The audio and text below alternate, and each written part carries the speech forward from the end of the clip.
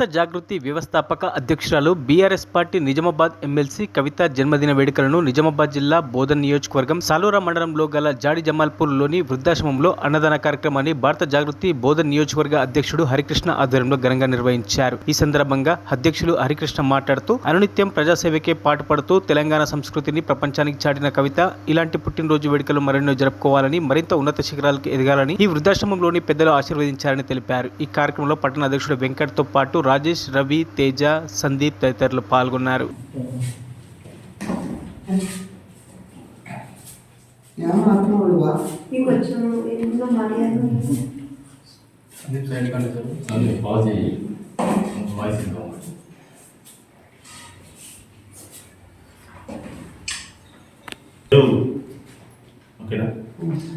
ఈరోజు మన జాగృతి వ్యవస్థ అధ్యక్షురాలు ఎమ్మెల్సీ అయినటువంటి కవితక్క గారి జన్మదిన సందర్భంగా మన బోధన్ నియోజకవర్గంలోని సాలూరు మండలంలో గల జాడి గ్రామంలో ఈ యొక్క వృద్ధాశ్రమంలో అన్నదాన కార్యక్రమం చేయడం జరిగింది.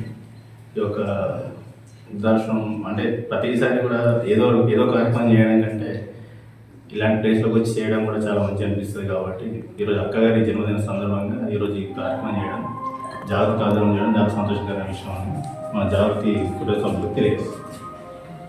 మరిన్ని అప్డేట్స్ కోసం మా ఛానల్ని సబ్స్క్రైబ్ చేయండి.